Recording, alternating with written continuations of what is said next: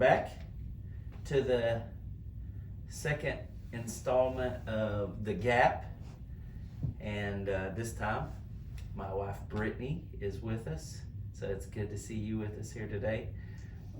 You know, we're like to in this time just meet between services.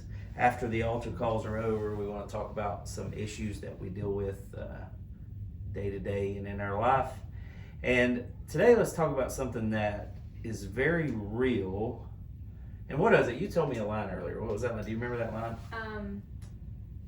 It's grieving the loss of an expectation, but being obedient and committed to the Lord is often what love looks like. Wow. There's a lot right there. We got all the time back. There's a lot right there.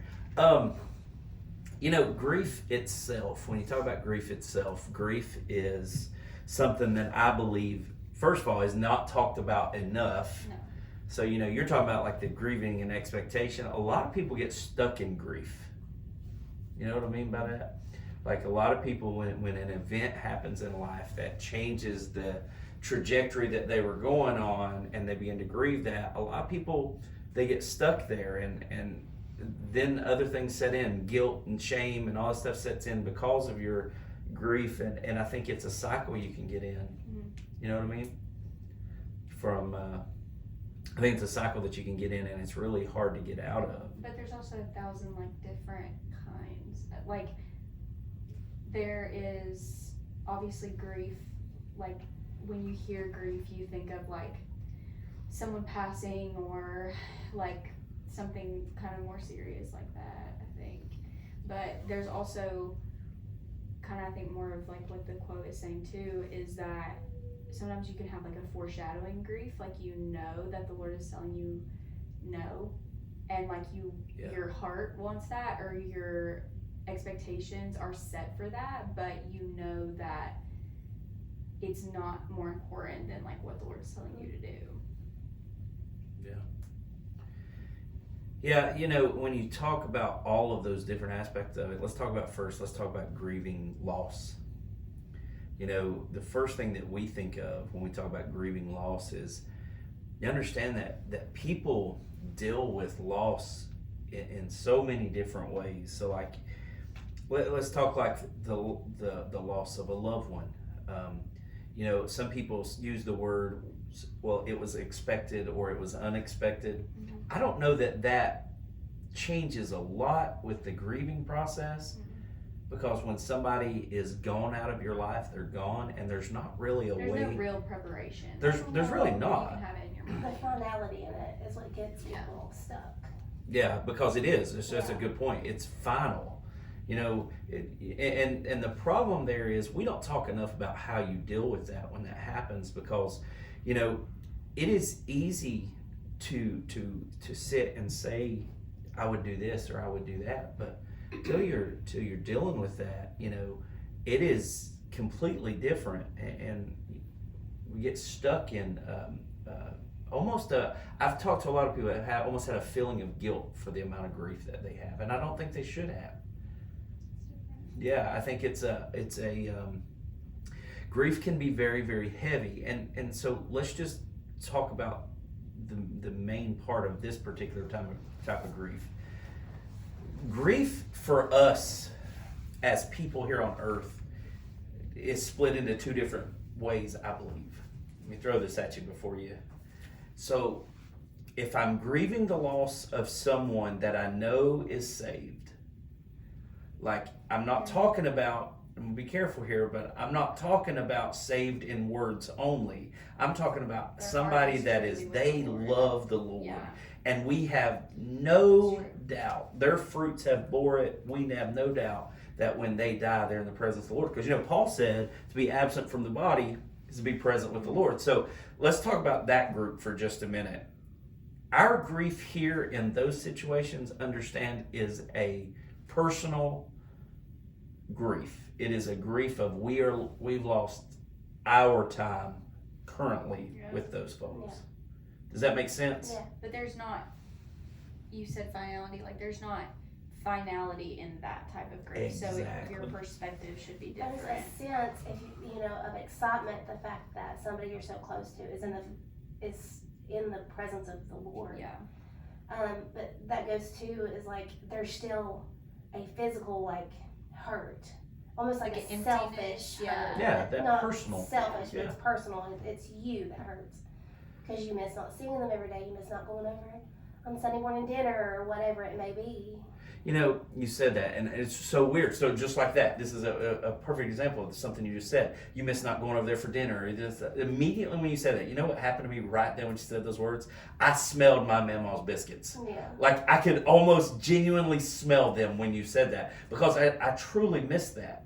But there's a difference because I'm telling you, I have no doubt she's in the presence of the Lord. So do you get what I'm saying there? So there are things here that we miss. And I don't think there's anything wrong with I that. don't either.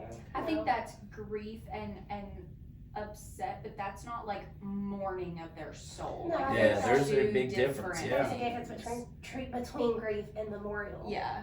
You know? That's Yeah, a that's good way to true. put Yeah. that because here's the thing: there's certain people in life we're so close to, Yeah. and when they are not there anymore, there's not really words people can say, but understanding that this first group of people we're talking about, if we know that they're in the presence of the Lord, while your physical man is in sorrow, your spiritual man is like Yeah. they made it. Yeah. But now let's talk about the other one. What about grieving for someone who you don't have that same assurance? Mm-hmm. You don't know, what the relationship standing was with the Lord. And I believe that every man will stand accountable every man and woman will stand accountable before God in judgment.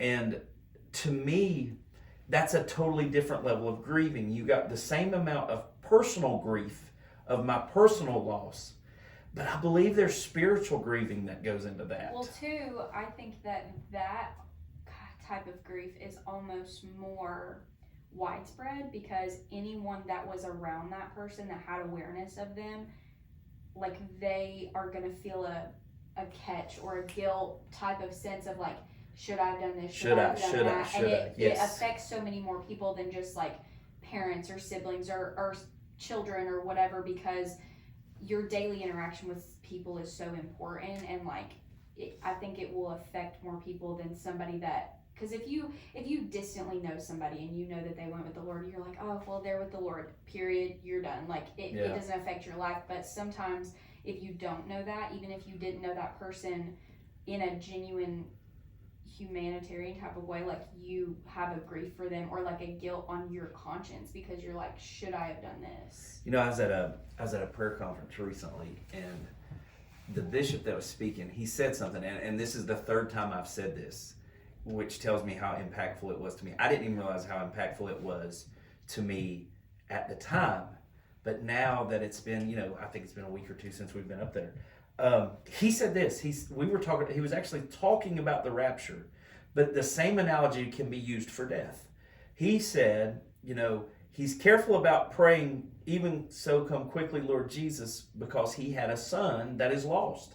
So prayer was more, God, give me one more day to try to reach him. Mm-hmm. That was kind of his prayer. But that same thing could weigh on grief if something were to happen to a loved one that's lost, is we're like, Lord, if I just had one more day to try to witness to him. So I think part of that grief process should be a learning process for every believer, that right now, today, Bible says today is the day of salvation, right?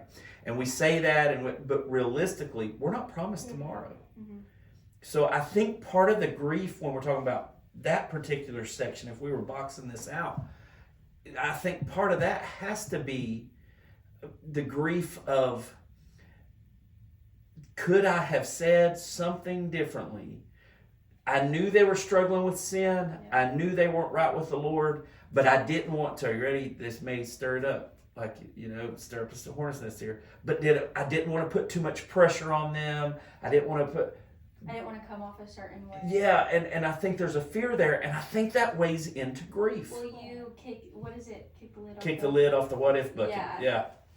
Well, too, I don't know if you want to touch on this, what I'm going to say, but I think there's also different kinds of grief that affects you in your mind, and then grief that affects you in your spirit and your body. Like your mind, I think is more of an absent type of grief. Like you are like, your thoughts kind of spin. That's kind of the what if bucket type of thing. But like in your spirit and in your body, it's like it shakes you to your core. And they are different because like number one, everyone processes things differently, but everything hits everyone differently. So like something that changes the trajectory of your life versus something that abides in your thoughts for a couple of months, like that's two different kinds of grief. Yeah.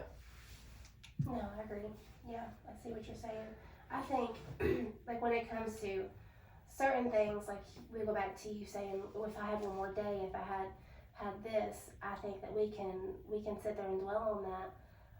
But we get like in our minds that it was our job to do that, which it is our job to do that. But it's not always about us, Yeah. The Lord does all kinds of things, and He's the only one who can draw up that person or whoever it is. So He has to be involved, and we don't know what goes on behind the scenes of what we see. What you're talking about right there, like stay right there for just a minute, because I think there's a lot of grief that we didn't change somebody. Yeah, yeah, that's what I'm saying. I think there's a lot of grief that it's so personal. It's when so it shouldn't personal, be personal. right? It should be. But there's got to be a sense beyond words of, there's got to be a sense of understanding that I cannot change anyone. Yeah.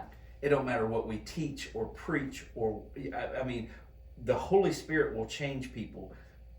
But if any one individual pushes that away, you can't change that for them. Well, it's not your job to grab somebody by the hair and drag them to heaven. Like, that's not what... If it was possible, we'd try. Yeah. If we're not Holy Spirit led when we're leading these people and we're just doing it out of, like, haste. Yeah. Trying to get them saved. Yeah. I feel like that's not going to really do a whole lot. Yeah. So I think all of these things that we're talking about, they weigh directly in on different levels of grief that we have. Now let's hit something that, I'm going to ask you to talk about for a minute, that I think is probably one of the most impactful things that most people cannot understand. And I have heard, and maybe it's because of our past and what we've kind of went through some of the stuff, but I've heard of more women that have had issue either getting pregnant, maintaining a pregnancy, having miscarriages, and I have noticed that the grief that goes on in that moment is different than other grief. What do you think about that? I think there's different levels to that too, whether it be miscarriage, whether it be infertility, or anything like that. There's different levels of it. Because like your quote was expectation. Our expectation as growing up for a lot of us is to be a mother. Like, you got to think we have baby dolls growing up, and it's just in us. Yeah. So we want to be a mom, and the expectation is you get married, you have kids. So what happens if you can't have those kids, and what happens to your mental state and your body and your heart and your relationship with God at that time? Yeah. Because your expectation and your desire is to have children. You see what? I do. I see what you're saying. So do this. Because it's personal to you, that if you were, and we'll do this all the way around, but let's start with this one since we're talking about it. So first, let's talk about this. If you right now would give spiritual advice to women that are grieving with that, what would you say? With like miscarriages and stuff? Yeah. To grieve. I think the hardest part for me was trying not to grieve, because you have so many different sides coming at you, especially if it was public, coming at you saying, well, at least you can get pregnant, and at least you know this, and it was still really early, and you never heard a heart. There's a lot of stuff that goes into that, and society makes you feel like you shouldn't grieve, and society makes you think that you shouldn't experience that hurt, and that makes it even harder, because it hurts even deeper, if that makes sense. Yeah. So like the biggest advice I would give is to grieve, is to feel that. I know for us, the grieving came from so many different ways. It came from loss of the expectation of me. That's all I ever wanted, was to be a mom. the second thing was a lot of confusion. Like, the Lord, why would He give me something I wanted so bad just to take it away Yeah. before I could hold it, you know? Yeah. And that's hard too, but grieving and asking those questions and feeling the way that you're feeling, I think, is important. I do feel like it's important. And I feel like when you ask those questions, make sure you're asking them to God and not anybody down the street. Yeah, that's good. You know, talk to the Lord, because He's the one that's got it all under control and in His hands. Ask those questions to Him. Yeah, that's good. But grieve. You know, and I agree with you there, and I think that's a very important part of it. And you flip that over into the other two scenarios we just talked about. I think that's important too. There has to be a period of grieving. Well, Jesus Lord. There is a period of mourning and grief that I believe is not only good for you, but I think it's necessary. Yeah. You know, it's some of that is necessary, and so I think that's good. The key that you have to watch, no matter what you're doing when you're going through a grieving process, is you said one thing first. Let's start with that. Be wary of who you talk to. Yeah. There are people that, whether intentionally, unintentionally, they feed grief. Yeah. And we've got to be careful about that. The other part of that is I love the fact that we serve a God who says, "Make your petitions known unto me." Yeah. I love we have a God that it says that He is not so far disconnected from our infirmities that He don't know what we're dealing with. Like, there's no temptations He don't understand. There's no grief. He understood. He lived here. So I think be wary who you talk to, but I think we need to talk more to the Lord. Mm-hmm. Oh, this is exactly how I'm feeling. Yeah. You know what I mean? And then I think after that, like after you've had that time, because there will come a time when you're ready for this, and it's usually not the first day or two. The fact that there is honor and glory that comes to God even in death. And yeah, agreed. there is, when we go through trials and we go through like grieving and mourning, there's going to be an end to it. Like, there's a season for everything. And like the good thing usually about a season is that it ends. It comes to an end. And when it comes to an end, like, I think about like comparing it to winter and spring.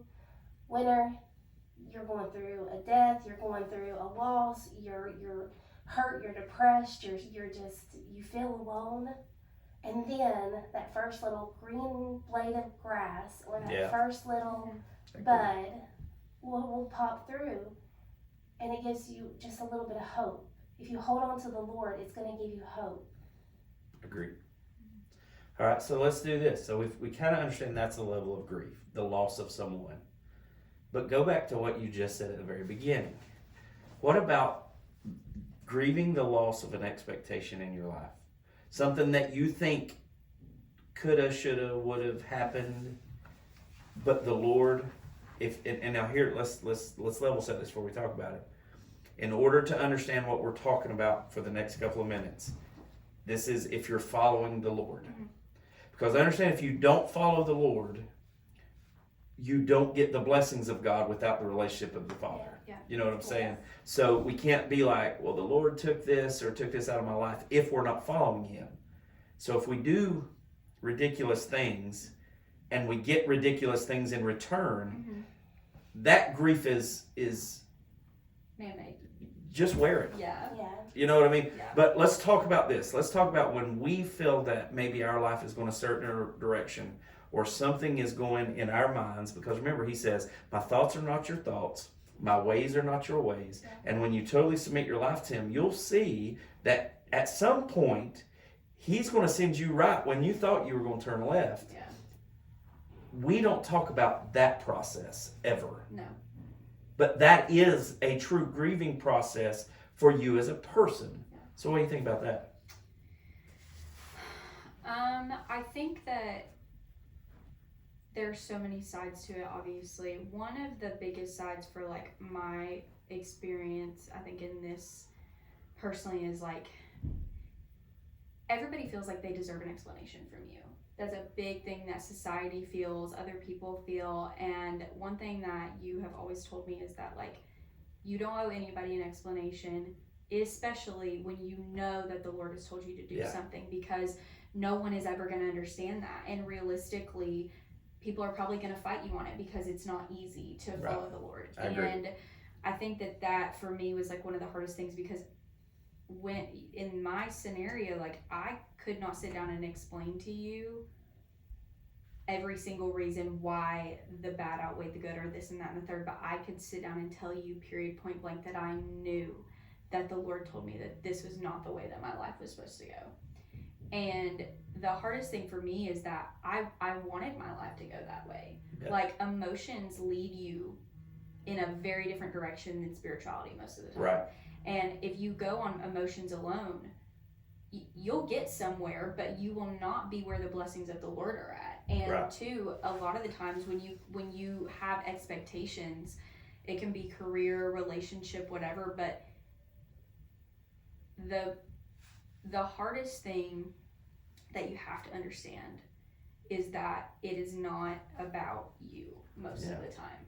The Lord is on your side, and the Lord wants you to prosper and wants you to do great things. So that is obviously a point to it, but also your decisions do not affect you alone. So this expectation that you had, usually it's not just about one person. Usually it's about, whether it's a company, whether it's a relationship, whatever, you're bringing all these other people to this endpoint with you, and that's not their endpoint either. Mm-hmm. It's not just not the point for you, it's not the point for them. And two, when you have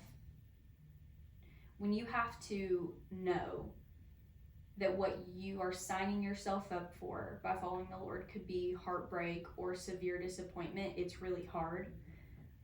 But most of the time, and I'll just use the example of a relationship because I think that's probably the most common, most of the time, the reason that is not working is because your definition of love and the Lord's definition of love are not the same thing. Agreed. You can be fully enthralled and in love and this and that, but you don't even know what that means because you didn't listen to figure it out. Yeah. You've built all this stuff and you've built it on nothing. Like you've built it on your hopes and your dreams and your emotions, and all of that will fluctuate. But like if you build it on, it's literally just the solid foundation thing. If you're building this on a solid foundation, you actually have a structure and you actually have a point to go. Like the Lord is carrying you and holding you. But if you're, disappointment is a really hard thing to recover from spiritually, because most of the time you don't have a 100% explanation. I have never been like, God spoke to me and I heard his voice and this and that, but you know that the Lord tells you things in prayer or in whatever. And knowing that is like the one thing that you have to hold on to, because if you either know it or you don't. If you think that this is the Lord telling you to do it, like you know it or you don't. You explained it, I think it was last year, you explained it, you were teaching and you explained it as like painting a picture. Like you could, or putting a puzzle together or something, like you can see it up close, and if you're just focusing on this one little square of the picture, you can have in your mind what you think the whole thing should look like. But until you back up and look at it, you have no idea what it looks like. And you could be painting a completely different picture than what the Lord has already painted for you. Yeah. Well, you know, realistically, here is what this all comes down to, is if we would ever learn, and it's easy to say in any setting, from a pulpit, from a teacher, on a thing like this, but if we could ever really learn to cast our cares on him, we leave the second part of that, it says, because he cares for you. There's no hug like a hug that Jesus can give. There's no, that's good. What are you going to point that one? That there really isn't. There's no comfort like the Holy Spirit can offer. So when we talk about grief, understanding is this, that grief is real. We have to acknowledge it. But we also have to rest in the fact that for those that are saints of God, that are living for God, we're going to see them again. You know? But I think it's important to acknowledge that, like, you are not stronger than grief. Like, you can't live your life avoiding everything, but you are also not stronger than God's plan to bring you out of Correct. grief. There's a verse in the Old Testament. It's talking about Israel, how they went just kind of haywire and went off the path of God. But it still says that God grieved for Israel Yeah. because they were under captive again, Yeah. even though that they went the wrong completely route. Yeah. It says that he grieved. And what I took away from that is in those times where I was grieving, he was grieving for me, like for my heart, he was grieving. Yeah. So I think realizing that he grieves for us and for our heartbreak. Yeah. So if we gave any last thoughts on this, I would say this. He is not separated from your grief. He knows right where you're at. We've just got to turn to him. Speak it out loud. I've got to a place where I believe we just need to speak things out loud. Yeah. Make those things known. And then trust in God every single day. Some days will be harder. Some days will be easier. But every day we give him the glory for what he's done, and knowing that one day we're going to see him again. Yeah. Yeah.